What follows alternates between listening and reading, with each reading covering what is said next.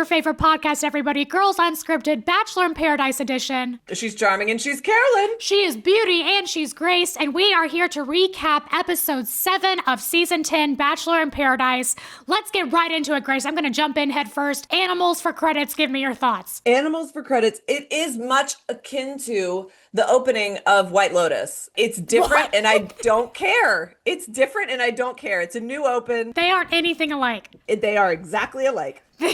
They changed the music for the season open of season 3 of White Lotus. New theme song. Everybody lost their minds. Why do we lose our minds? Everyone was acting as though I'm not going to watch the show now because the open was different. Mm-hmm. No, we're all going to watch the show now still. Get a grip. So these animals didn't faze you? No.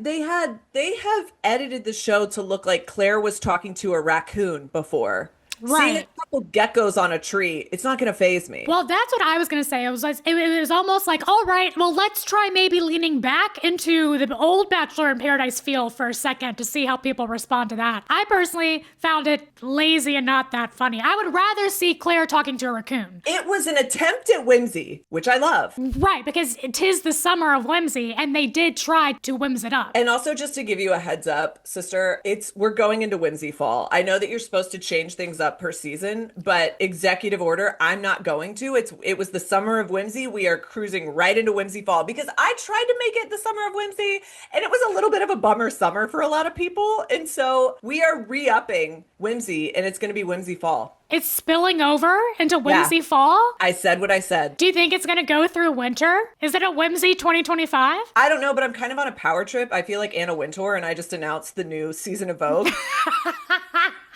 So we'll see how I feel after whimsy fall. And the response. We'll see what the public has to say about this. I personally am thrilled. My birthday's in the fall. I'd love to have a whimsical birthday. I think it's a good call. Halloween is very whimsical too. Halloween is very whimsical. And so regardless of how useless the open was, how much it made an attempt at whimsy that might have fallen flat, I don't really know. Maybe that was emblematic of the bummer summer. It tried to be whimsical and it turned into a bummer. Okay, I might be looking too hard for metaphors, but what I love is that the editors go right into giving us a reprise of everything that Jeremy has said about Susie. Yes, and he has said a lot, Gabbers. I mean, what hasn't Jeremy said about Susie at this point? Jeremy has spoken about Susie extensively and lied to Bailey about it. Not lied to, I am going to call it lying. His omission. Omission is lying. For the record, that is where I stand, and I'm sorry if it sounds harsh. Keep going. Would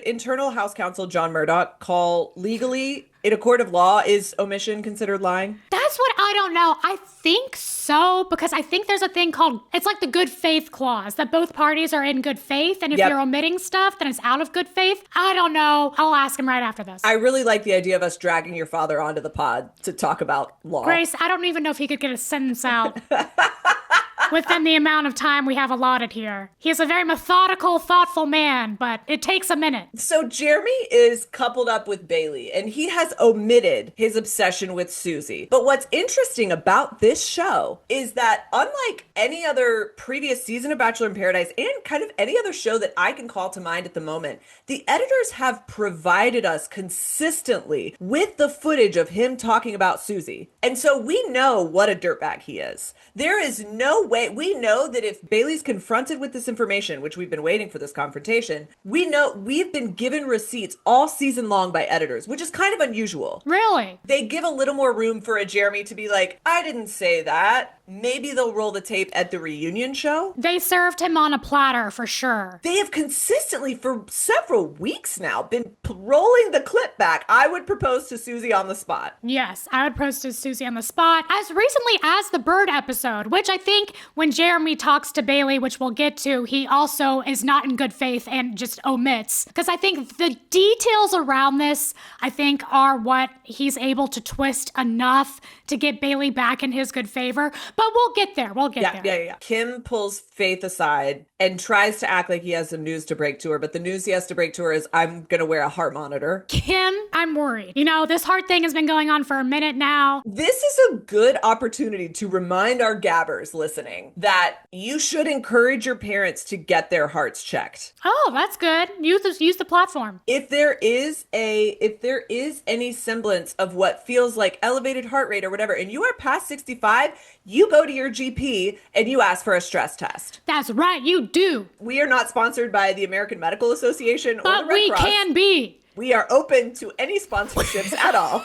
So give us a call. I will advocate for heart health safety all fucking day. If there's a pacemaker medical device company that wants to come online, like, we're open. Dude, I would kill in medical sales. Okay, but seriously, this is a very preventative thing that you need to be active and on top of. And as the daughter of boomer parents, like, I'm constantly nagging my father to go to the doctor about whatever the ailment is. Yeah. And it has been life-saving before. Well, even for younger people, I mean, our dear beloved Kate, her mom and her boyfriend were going through AFib at the same time. Yep. And it was like, what is happening in this world? Is it the phones? That's all I'm going to say. Is it the phones? Is it the phones? Is it?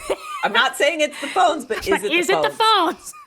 So Kim tells Faith, I have to wear a heart monitor. Yes. We have very little to say about the Goldens after this, and so I want to cover this while we're talking about Kim. Kathy makes a point about Kim later in the show that I want to touch on, where she says, Kim stuck his tongue down the throat of every woman here until he found a woman that accepted it. Woo. She's not wrong. She's not wrong. I wasn't into Kim. I was like, he must have been a creep as a younger guy, but we're giving him more of a pass because he's older. And then last week with Faith, I was like, you know what? Maybe he is kind of fun.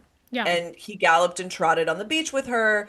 But then Kathy made that point that he has made an overt advance on every other woman there until he found one that kept him around. Yeah. And I will say that also speaks a lot about Kathy, because that was brutal commentary that I don't think even the Youngs would touch. So good for her. Just going for the jugular, because you know what? She's not wrong. But I do think Faith actually likes him. Or I think Faith has convinced herself that she likes him. I don't know if they're actually a good match, but I think she is in love with the idea of Kim. As a wise person once said, and by wise person, I mean an infographic meme on Instagram. Right. A crush is a lack of information. That's perfect. Oh my God, put that on a t-shirt. Spend a little more time getting to know him, Faith. It might go south. Yeah. I do think to be an American, but I think to have dating rights in America, you should be given the psychological time graph of relationships and know that there are stages. And the first stage is like honeymoon for a reason, because you don't know the person. And then there's hormones, and then the hormones go into a different stage, you know, so you know what to expect. We just go in there willy-nilly. This is proof that those are time-tested relationship parameters and relationship phases, because here they are in their 60s and 70s still doing the same thing. Still doing it. It still applies. Everyone, but that also, it is very whimsical. It does give me a sense of like, you know what? You can still feel the butterflies when you're older. You're right. And that again makes me excited to join the community home. Hannah and Wells saunter up and say, hey guys, it's time to go to the secret rendezvous place. I would like to just comment 2 things about Spencer. Number 1, he was sitting at breakfast with Leia. He was just eating breakfast with Leia and like hanging, which tells me that he possesses the ability to be friends with other women in the house that are not Jess, and I respect that. He can pal around. And also, he was describing, a glass was handed to him and he said, this is very artisanal. That's an elevated vocab word for network television. I'm going to be honest. And then his vocabulary, again, this is the bar is clearly in hell, because he's sitting next to Jeremy and Jeremy says, what does rendezvous mean? Yep. Spencer proceeds to define rendezvous and explain to Jeremy, who's apparently never heard words before, that it's French. Do you want to do your plea to, if he's listening, to call you? No, because no.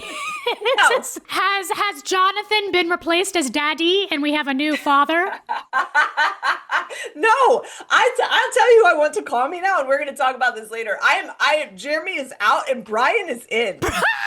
We are No way. way you want Brian to call you. As a progressive woman in a coastal elite city, one of the hallmarks of my personality is that I can change my mind. I am willing to admit that I'm wrong. Brian, I'm sorry that I did a Martin Scorsese meets Zootopia impression of you last week. I hope you liked it a little bit. I hope you think I'm funny. Oh my God, we're going to have to tag him and say, look, we're so sorry. You've got to come back and see what we say now. I did such a quick 180. We'll get to it. I am full all in on Team Brian. Jeremy, I started to sour on Jeremy a while ago. Maybe it was when he shared the gum with Bailey. Oh yeah, sorry, I forgot you were indeed in love with the old Jeremy, yes. I don't want to date Jonathan. I just think he's best all around. He's my road trip ride or die. Okay, still. Jeremy? Yeah. Still, I would go on a road trip with Brian. I don't know that we would agree on restaurants to stop at. Yeah, but he would have an opinion, and that would be fun to disagree about. That, you're true. You're right. But I feel like he'd be into like barbecue, and I'd be like, we can't. Like, I bet that guy eats like barbecue flavored chips, which I think are disgusting. Is that what they eat in Miami, Grace? It's what you eat what you eat when you have Brian's face. You have created such an interesting character of this man named Brian who eats barbecue chips, dances in Miami, is a dirtbag, but also kind of not. But is also on a redemption tour. I'm sorry. I need to do like a legal disclaimer that like I've never met Brian. I don't speak for Brian. All opinions are my own. Brian, I'm so sorry, but Brian, people can change. I'm on your team now. Okay, that's great. To me, Jeremy's out because he's been lying by omission. Yeah. I'm so done with him. But what the point is, we're at the top of the episode. Jesse says, hey guys, we're going to go into a secret rendezvous place. Meet at the field at the secret rendezvous spot. And before you hop in to explain what the hell that game was, yeah, I just want to say, clearly, they let a 15-year-old intern, they let the summer intern come up with the Birds of Paradise game. Mm-hmm. They hired KPMG for this secret rendezvous assembly. What on earth? Was it more buttoned up than the bird? Was it too buttoned up? Sister, it wasn't too buttoned up, but there was, is it rattan or rattan? The like screen on the door was like that is a pattern that is on mid-century modern chairs. You have such a proclivity to spot textures and textiles. That amazes me. I don't know what the fuck you're talking about. The doors that they would walk through to get into the secret. So Gabbers, and for the Gabbers who don't watch the show and listen anyway, we really appreciate you. You are our bread and butter. Thank God, you are the best. They go to this like hut, this circular hut in the middle of the field, and they are all standing in front. They're wearing headphones, they have chalkboards, and they're standing in front of a door that leads to the inner sanctum of this rendezvous spot. AKA the Circle of Truth. Correct. The doors that open into the Circle of Truth, they have screens that are made from rattan. I don't know what rattan is. Google it. What is rattan? Google it right now. Why would I care? It's a certain kind of chair cover that you can't stand on. It's a chair that's in your parents' kitchen, and when you have to stand on a chair to get something out of a cabinet, you can't stand on the rattan chairs because it could break. It's like a woven straw pattern. Are you finding it? It's RATTAN. I'm finding it. I think that has to do with the sound, though, because they're supposed to be in soundproof booths. That's what I'm saying. They hired KPMG, and so they hired a guy that has his doctorate in consulting who's like, in order to disguise the sound, we must use rattan. Wait, KPMG does accounting. All right. I'm not responsible for...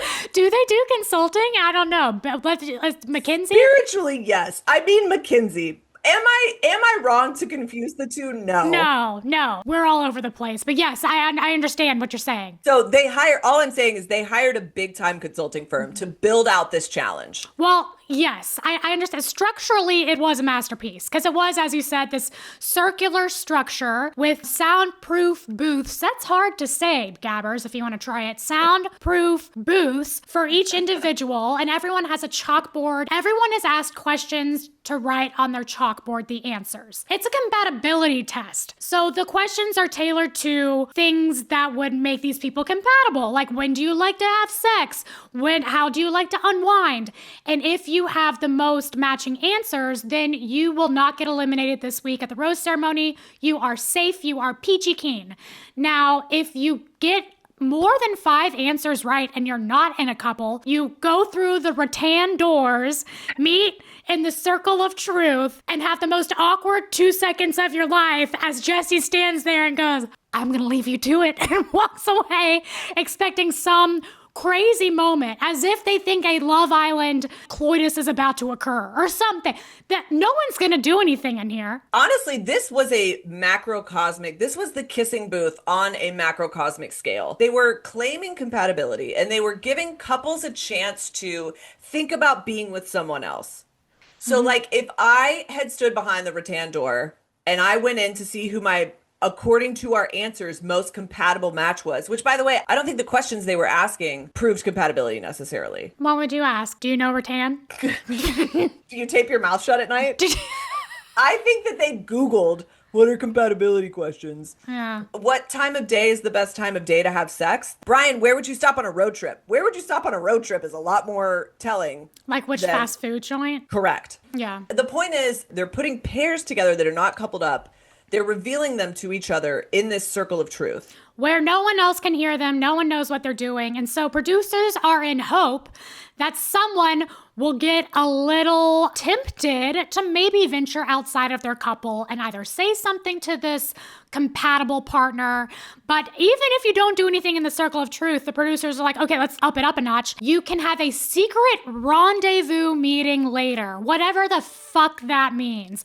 If they so choose, they can secretly meet after the circle of truth. Well, also, sister, you said something that I want to correct. You said the producers are hoping that someone will be tempted. No, what they were doing was setting up a forced rendezvous between Brian and Bailey. Do you think the whole thing, that whole situation was just to get Brian and Bailey to talk? Not the whole situation, because if the sole objective had been to get Brian and Bailey to talk, I think they wouldn't have had rattan on the doors. I think they wouldn't have gone that in depth on the production value. Right.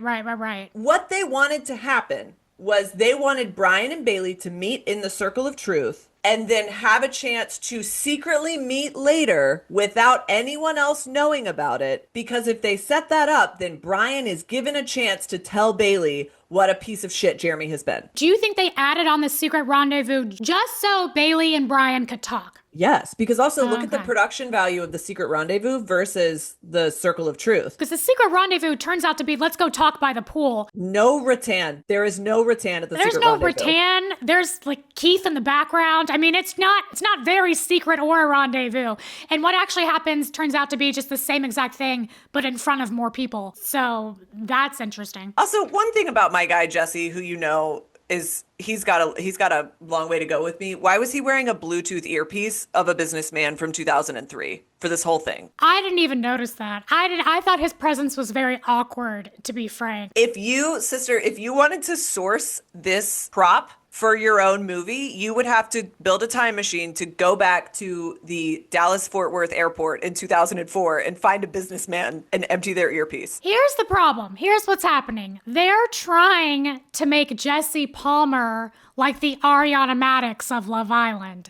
And the two shows are just so fundamentally different that it's not going to happen, and he's just going to feel weird and out of place, which he felt to me in the circle of truth of like, okay, kiss now. He's weird and out of place because he's always been that way. Yeah, but you know how I feel. You know how I feel. I know. So they set this up as though a Bailey and a Brian are going to meet in the circle of truth and be like, I always wanted it to be you. Kiss me, you fool. Right, which they knew wasn't gonna happen. And again, it's like a Love Island idea. Not gonna happen here. Kathy wound up with Kim, and she just said, sir, I think we can salute each other and go our separate ways. I loved that. Kathy's the best. Interestingly, Jonathan and Leia were the most compatible couple of this challenge. Somehow, the only non-couple was the most compatible, which I honestly don't think it was that hard to do. Based on those questions, like a lot of them were very open-ended. It probably only took a few hits for it to be like, oh, okay, they have the most. Well, that's a lie because the other people had over 5 hits. I don't know. I would have to math this one out. See, this is interesting. You want to math it out. I know that producers don't give a fuck about what you wrote on your whiteboard or whatever. They engineered the whole thing to see who would get to meet in the middle. Again, so that Brian would have an opportunity to talk to Bailey. But also what Jesse revealed at the top of this day, at the top of this game, is that the voting this week, who didn't get roses, was going to be a group vote. Everything is now Survivor-esque this week. And so there's one couple that will be chosen. There's one guy that will be chosen not to have a rose to hand out, and that is chosen based on group vote. Correct. Also, one thing I want to cover is one of the compatibility questions was, what is your favorite way to role play? And sister, I want to bring your attention to Kathy's answer, which was Minnie Mouse and Daffy Duck. Oh gosh, we were on like a little iPad. I couldn't see some of them, but the ones I did see, I LOL'd. She said Minnie Mouse and Daffy Duck, which I just want to call your attention to the fact that that would be having an affair. Minnie Mouse not with Mickey Mouse. And Kathy is the one who revealed in the secret game a couple weeks ago that she boned someone while her partner was sleeping in the other room. You know, she has an affair kink. Kathy has, in addition to a really smart mouth, Kathy has an infidelity kink. Which, like, pop off, queen. Live your life. She should get whatever kink she wants. She's probably, like, pretending, she's probably going along with this thing with Keith so that they can be a couple, so that she can complete her affair.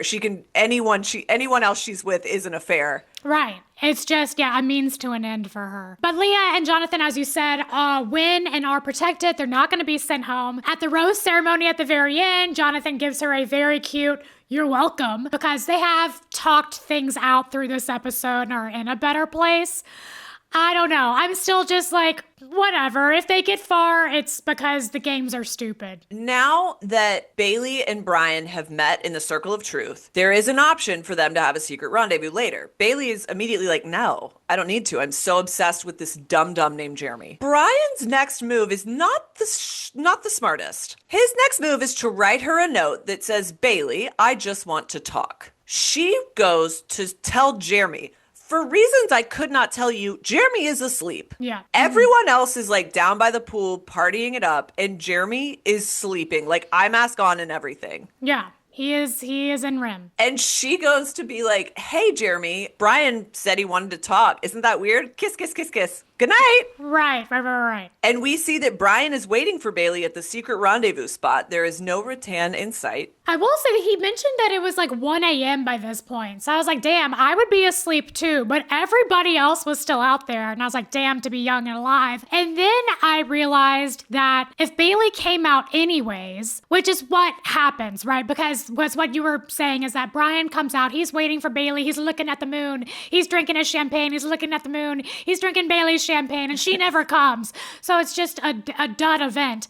But it turns into just a normal rendezvous when he joins the rest of the crew and Bailey's hanging out and they ask to talk. So they talk. This was interesting because we see them talking, and also we need to talk about how Bailey was getting ready to go down to the pool at midnight 30? Yep. And she's talking to Parisa. And Bailey says, someone asked me to midnight rendezvous. Someone asked me to secret rendezvous. And Parisa's like, who was it? Was it Brian? And Bailey just says, I'm not going to say.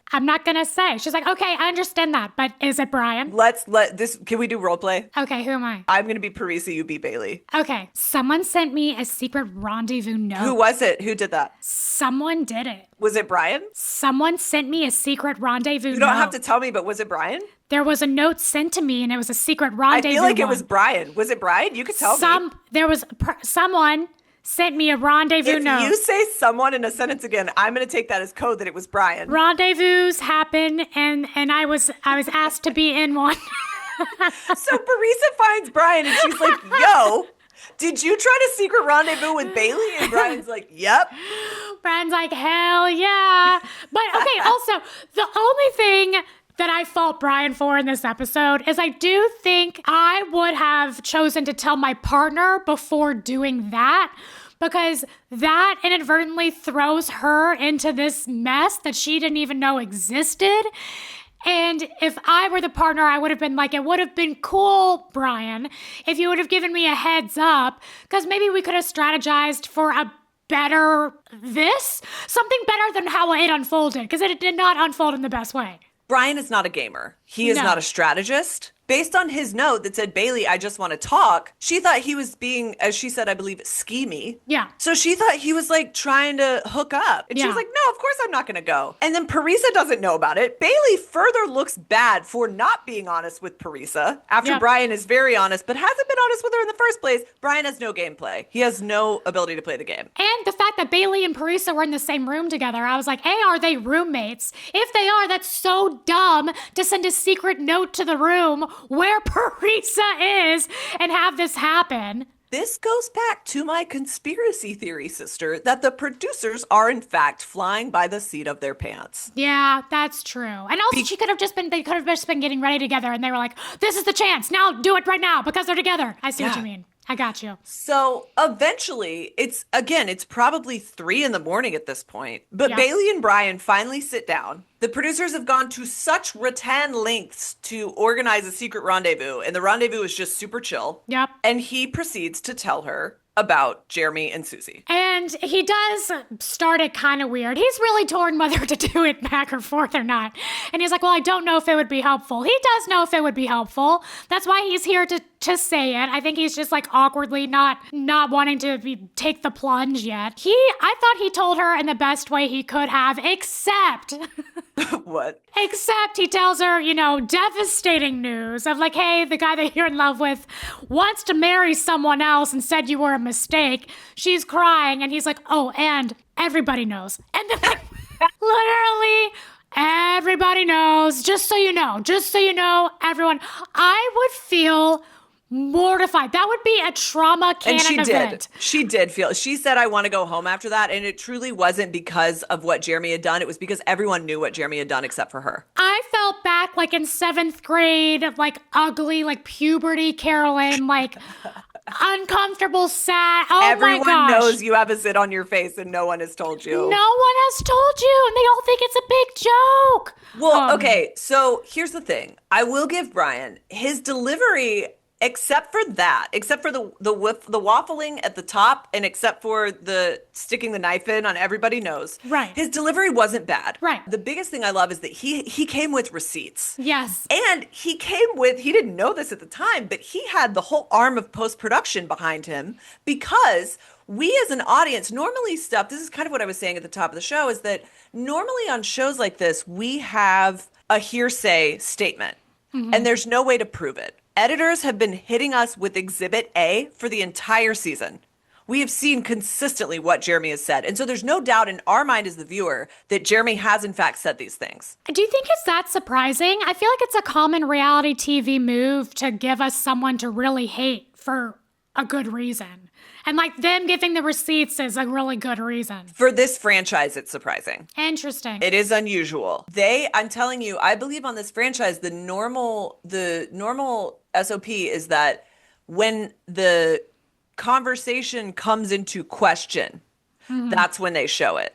Yeah. So they show it one time. They've shown us what Jeremy said about Susie about 7 or 8 times. Yeah, I could probably say it verbatim by now. And I also want to give Brian props. He had his hand kind of on the back of the sofa, but he wasn't touching Bailey explicitly. I love a king that respects space. And only once she kind of turned into him did he like put his arm around her and try to comfort her. He didn't step in to try to be like, I'm going to help you. I'm going to save you. He gave her space and he took cues from her physically, which I appreciate. But let us not forget that were Brian not in a like infinite feud with Jeremy, he probably wouldn't have told Bailey. Or do you think he would have told Bailey? Oh no, I think he absolutely would not. It has a lot to do with the car situation. So, like, we're giving him a lot of credit of being, like, he's the only guy to do it. But we gotta remember, like, he also probably wouldn't have done it were it not good for his game. Which makes him try to be a gamer, but again, to your point, not a good one. Shout out to Gabber Brightside Girl on YouTube, who did rightfully correct me that it was Jeremy's car that Brian made Jeremy get out of on Jen's season. And the fact that Jeremy got out of the car is kind of shocking to me. But that's why their feud goes deep, because that's where it started. And if I had to say, I would say that actually, shockingly, Jeremy was the one that was kind of wronged in that instance. However, we love a grudge. Yeah, I also, like, I don't really, I remember looking at the flashback and not thinking Brian was the villain there, but I remember thinking it was awkward. I don't know. Either way, it was a long time ago and shouldn't matter, but definitely does matter and has come into the game. So Bailey immediately goes straight to the source. No, she doesn't want to get in her, quote, friend's feelings about it. She wants to hear straight from Jeremy. And she goes in his room, shakes him, and I've never seen someone lose control of their eye sockets more than this guy. Hearing Bailey stand as she stands over the bed. Did you call Susie? Can we do a recreation? Did you? I'm gonna be asleep. Wake me up. Jeremy, can we talk? Jeremy? Huh? Jeremy, did you call Susie? Do you want to sit down? It's just, do you want to sit down? Sit down. And Did you call Susie? Take a seat. He was halfway asleep, like cradling her, not even realizing he's cradling her because she's upset with what he's done. He had been in REM. He had completed at least one cycle of REM because his eyes were puffy. Yeah. He had puffy eyes as he like sat up and was like, the fuck? Kyle's done that so many times when he's woken up and said the weirdest one-liners of like, that's why. Now, again, if we hadn't seen such concrete evidence of what a piece of shit Jeremy is, this could have been an easy moment for Jeremy to be like, I never said that, and for Bailey to believe him. And Right. sadly, by the way, the next day, that's kind of what happened, which is just even more shocking. Crazy. She's sobbing, and she's like, I want to go home, I want to go home. And he's like, don't go home, do you want to sit down? Basically, she doesn't really get an answer from him, and so she decides she's in her room, and she's packing her bag. And that's how we kind of leave it. I mean, we have Alex come check on her, which Alex had to face the music that she didn't tell her friend that this was happening behind her back, which, I mean, I like Alex. I don't think she meant to be a horrible friend in that instance. But I mean, Grace, I swear to God, if you knew that was going around about me, I would make you do 5 Tony training sessions in a week. Okay, it's Tommy Trainer. Tommy, did I say Tony? The difference between me and Alex is that I'm playing with a full deck. Alex, I believe, is not the brightest bulb in the drawer. Yeah. And so she was doing the best she could, but the best she could is that she's not a girl's girl. And so Yeah. I'm sorry, you're out, babe. I don't Yeah. trust you. I don't trust you. Because also she goes on to say, well, I have more of it sounded like she was like, I have more of a friendship with Jeremy than I do with Bailey. Yeah. That's fine. That's fine as a fact delivery. Why is Jeremy your boy? Yeah, I know. Alex, that's your guy? The friendship no one knew about. Like, I'm imagining a montage of like Alex and Jeremy like skipping together in the field, going to get seashells, like having breakfast together. Since when were they such good friends? Strike one was a couple weeks ago. She's bad at a crisis. Strike one, Alex fritzes real easily. Yeah, she's short circuits. Strike two, she is friends with Jeremy. Strike three, she's not a girl's girl. Yeah. And then also she tries to spin her not being a girl's girl. By the way, let me reiterate, sister, if I heard someone on the street say something about your earring, I would come to your apartment on foot to inform you that something had been said. I would grab the nearest pigeon and send it your way. And I would find a payphone. Yeah, especially if you were on national fucking television. Are you kidding me? Oh, God, I felt so bad for Bailey. I felt so bad for her. So it's horrible because it's number one, everyone knows but you. And then the first interaction she has outside of Jeremy is her purported one of her closest friends being like, oh yeah, we most definitely. Did you know about this? Most definitely. If you guys don't know, it's Arrested Development reference of, did you burn down the banana stand? Most definitely. most definitely did. We are back at the bar. And this is also where Brian slipped up because he's not a game player. I don't think this is his fault. But Dale pulls him aside and says, hey, did you go talk to Bailey? And Brian's like, nope. No. And Dale then says more specifically, did you talk to her about the Susie call? Nope. Most definitely not.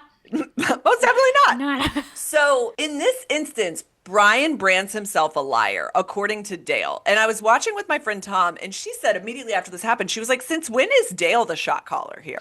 Yeah. Because Dale was oddly offended. Dale was acting like he was the mayor of Costa Rica. And you know who also was acting like Dale was the mayor of Costa Rica? Kat. Kat. It was so weird. I was like, Kat, you are the most bothered by over anyone over this. You didn't even know this was happening. The way in which there is a political parallel here that I haven't quite landed on, but the way in which everyone quickly fell in line behind Dale to scapegoat Brian as the rat was shocking to me. What did you think? I mean, it was giving good old boys club in the worst way. Where was the critical thinking? That night, I think people were hearing whisperings and not sure what going on. I don't think the full attack happened till the next day, because the next day is when like he came to breakfast and like everything had kind of marinated, and I feel like that's when the shit really hit the fan, because everyone was like, well, wait, didn't you said this, you lied, we can't trust you, what if you did that to me, what if like blah blah blah.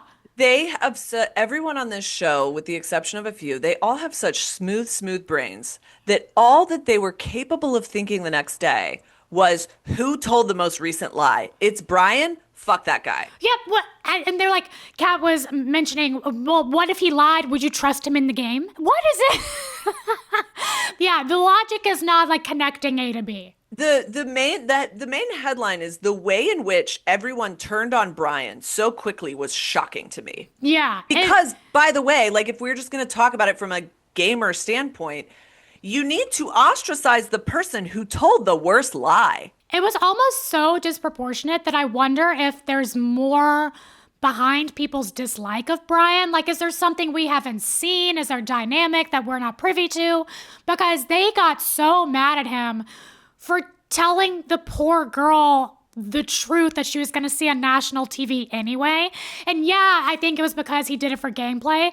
Regardless, why are we defending Jeremy? Why is Jeremy the good guy in this situation? And as we talked about, he goes and pulls Bailey and talks the next day, and he is somehow, with man magic manipulation, able to turn this situation around where they're okay about it. As they were walking on the beach, Bailey said to Jeremy, "Did you say you would propose to Susie on the spot?" And he goes, "No, I never said that." That is the line that we have watched him deliver for the past 3 weeks. And it's little stuff like that had Bailey seen that he did say that, I don't think she would have been as schmoozy as I was. But he must have done some smooth talking, because it wasn't like they were still trepid towards the end of the episode. They were full on better than ever by the end of the episode. They were making out. It was like, oh, this ceremony. made us stronger energy by the end of the episode. What is it, cognitive dissonance, they say? Yes. The cognitive dissonance and the lack of critical thinking. I just keep thinking about the state of our politics and like literally what you think about like misinformation. Like we see science in front of us and people are like, nope, It's not the microplastics. It is kind of political, because now I'm like, oh, well, Andrew and Spencer were affiliated with that side. That kind of makes me feel icky about them. Like, why were they doing that? Which, by the way, I would believe if Andrew or Spencer had been accused of something and they recovered from it as quickly as Jeremy did, that would make more sense to me, because they are clearly, Spencer, he actually talked to Bailey. Bailey came up to Spencer and Jess. And Spencer said, "Hey, Sugar Plum." And she said, "Hey, Sugar Plum," which tells me that they have an actual friendship. Probably the kind of friendship that Alex was claiming she had with Jeremy. I actually believe that maybe Spencer and Bailey have frolicked through the sand together. In a completely platonic way. Right. That speaks to me about Spencer, what kind of person Spencer is, that he can maintain fun friendships with people outside of his purported partner, Jess. Mm-hmm. To me, says that like he's a pretty good guy. He's a well-liked guy. Jeremy has given us no indication that he is any semblance of that kind of person. And they talk about how much he likes Bailey.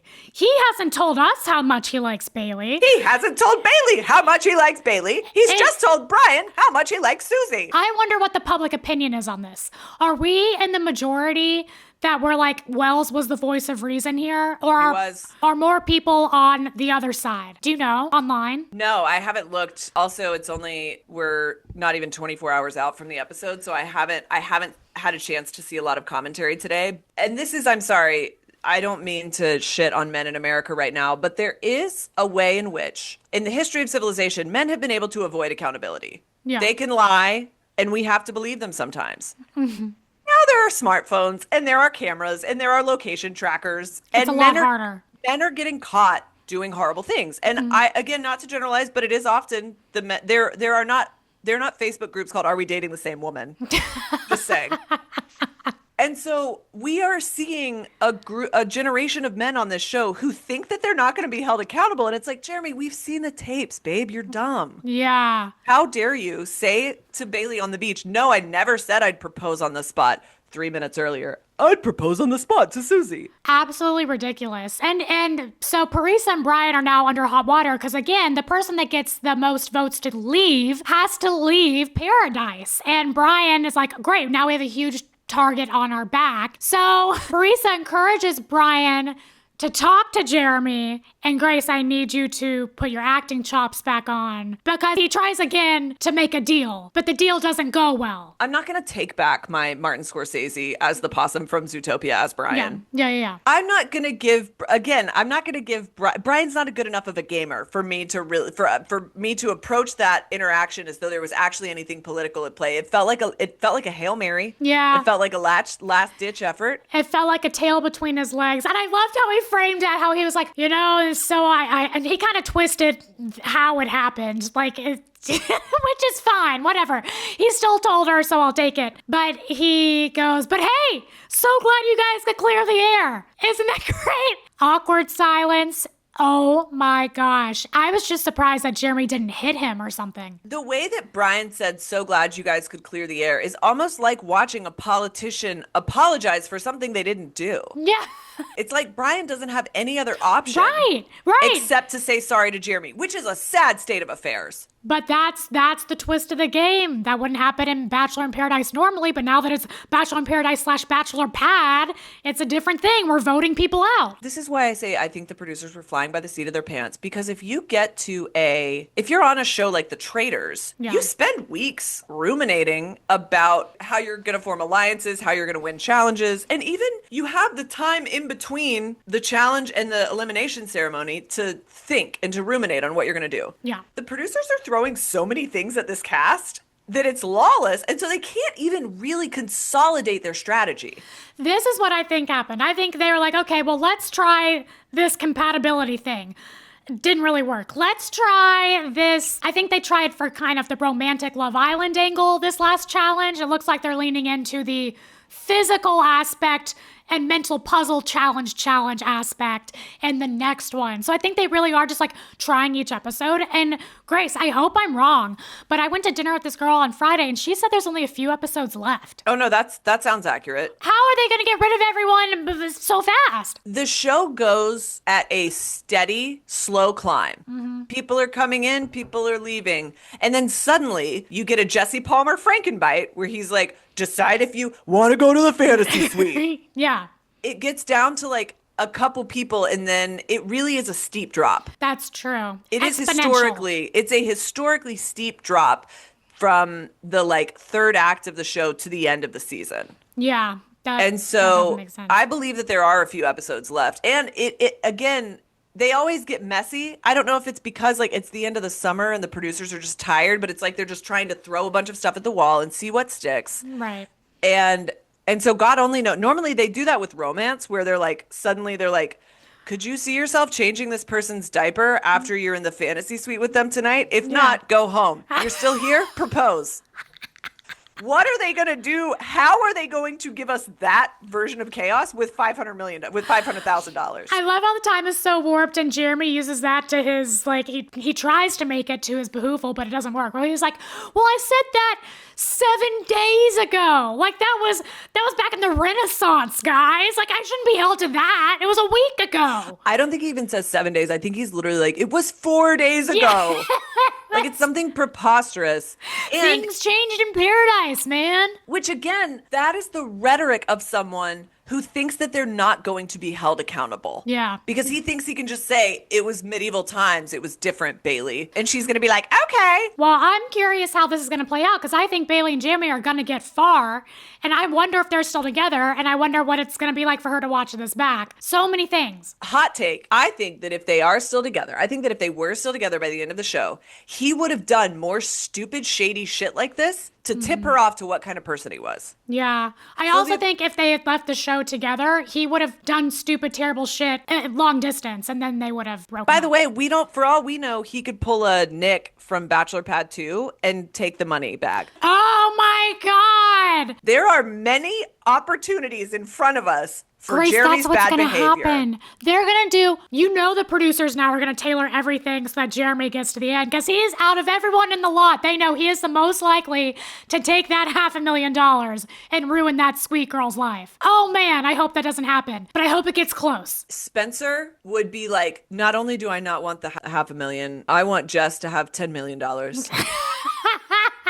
I'm sorry. Dale's just, his brain is too smooth. He would just be like, what is money? And walk away. Yeah. Jeremy would be like, yeah, I'll take the money and I'll commit a murder to get it. Yeah, exactly.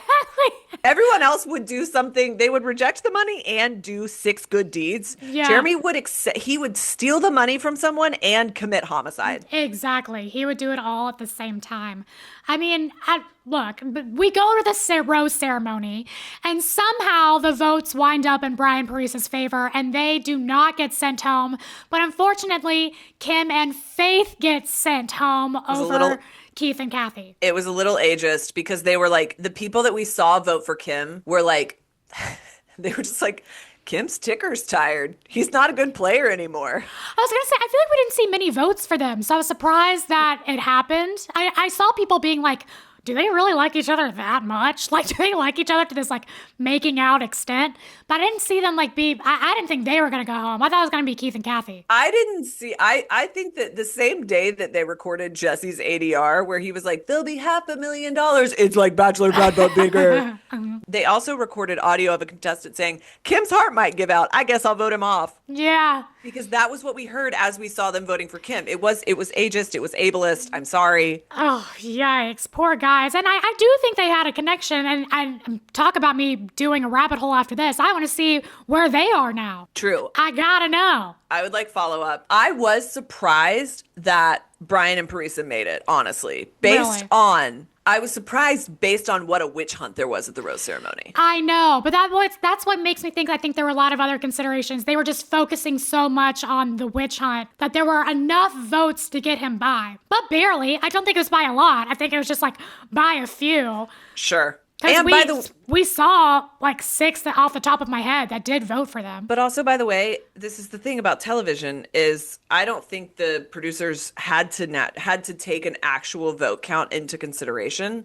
Because it was anonymous, they could have kept whoever they want. You think they would have done that? If it comes down to Brian and Kim, yeah. You really think that? I feel like there would be legal repercussions for that. Because that's not in good faith. That's not in good faith. Sister, we are operating in international waters. On the challenge, I know this is really controversial as well. Because they claim that the producers will like try to sabotage certain players so that other players can win to stay in the game. And I think it's like kind of is a legal issue because it shouldn't be right. It should be wrong. And the only thing I would say to dispute that is that the format of the challenge is a decided thing. We are off script here. We are so far off the rails with what we thought that, maybe there's one rogue producer pulling the levers behind the screen. That's counting the pogs of whose face got dropped into the vote bucket and is like, oh, there's 50 for Brian? Nah, we're going to send Kim home. But I think that the people are smarter than that they could just say, well, what questions did you get right? Like I was thinking about that for the compatibility test. Like if they just made up that Jonathan and Leah got it,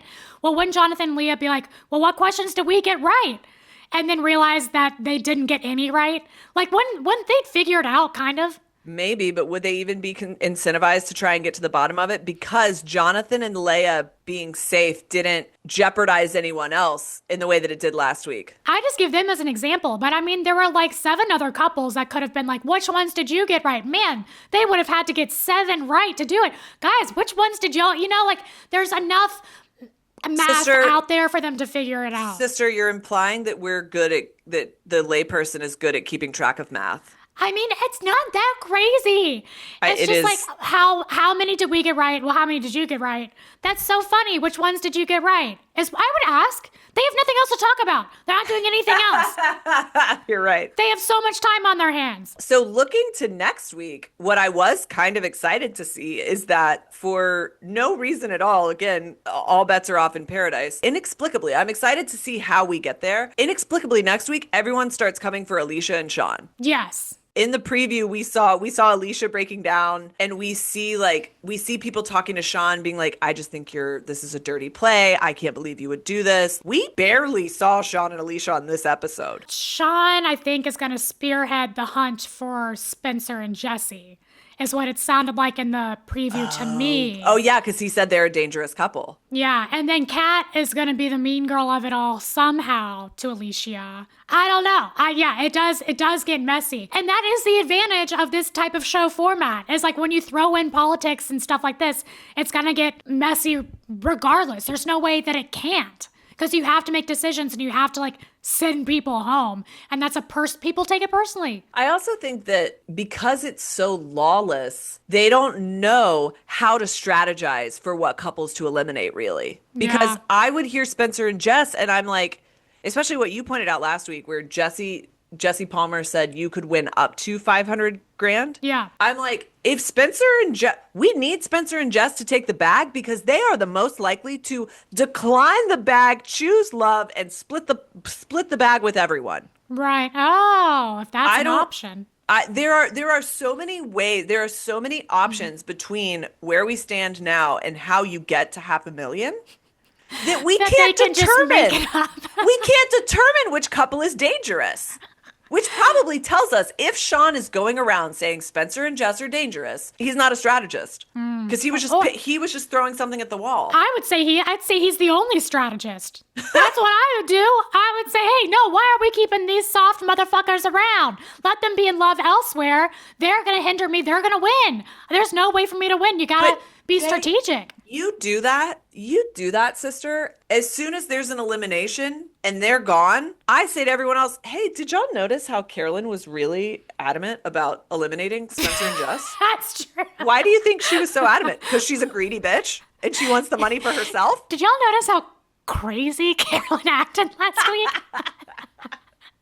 Wasn't that kind of crazy of Carolyn? Did anyone else see Carolyn's crazy facial expressions? No, you're right. I am thinking more challenge. Where challenge it is a little less, you can make it a little less personal because everyone gets it. Like, if you can't beat each other up by the end, you're not strong enough to compete in final. They don't know what they're competing for. Yeah, exactly. So they don't know. That's true. They don't even know, like, by the way, again, I might want to keep Spencer and Jess around because I don't know if there's going to be some traitor level physical challenge. You know, next week we see... It looks like somebody is locked in a trunk and they're yelling instructions to their partner about like where to find the treasure map or something. But what I love about that is they give Kathy a smartphone to talk to Keith. I think Keith like couldn't keep his hearing aids in or something. And so they let him talk via cell phone. Inside stuff like that you only get here on Girls Unscripted, everybody. There's little details you'd never notice. I think that we have no way of knowing how this game is going to end, and so we don't know what to prepare and strategize for. Well, that makes me excited to watch next week because I just don't know where the fuck it's going. It's true. Who knows? And the challenge looks fun, so it does I'm look excited. Fun. It'll continue, and I hope it's not over in a few episodes. But as you said, maybe they'll drop 4 couples next episode, then it's a finale. It's a steep fall. And it's an sister, exponential drop. Before we go, I just want to say once again, your hair is like sunshine. You are more beautiful than Cinderella. And if anyone even looked at you wrong, stop it. I would tell you. Sister, if anyone even smelled you wrong, well, that would never happen because you always have the best perfumes and like have 5 million of them. But I would eat them alive. Thank you, sister. Also, sister, I would share the money with you. I would share the money with you too. Do you think it would be a plot twist? Or it's just like, all right, now pick a friend, go for it. Oh, if it were platonic? Yeah. that would be interesting gameplay because it would be who have you made alliances with? Yeah. And because then such a mind fuck because no one was paying attention to that. Except for apparently, Alex and Jeremy. Correct. The best of friends. As they were frolicking down the beach. Gabbers, thank you for listening. Thank you for listening. Especially Gabbers. Thank you to our Gabbers who don't watch the show and listen anyway. We love keeping you company and we love having you along for this ride. Yeah, you truly are the fucking best. And as always, we are new here. Well, I mean, we're not new, but Gracie's new. So like, rate, subscribe, all the things. Show her some love. Let's get some Bachelor fans in the audience, grow the Gab Nation. I'm ready. By the way, I'm ready for haters. Like, I wish someone would come for me in the comments. I want to be canceled. canceled. I'm not. Okay, so if you're listening, let's isolate it to Grace. She can handle it. I'm in a fragile place. You can body shame me. You can, like, anything you want. Can I'm cast ready. Spells on my family. You can do whatever you want with my body. I don't want to be doxxed. I don't want to be doxxed. That's where I draw the line. On that note, love you, Gabbers. We will see you next week. See you next week. Bye-bye.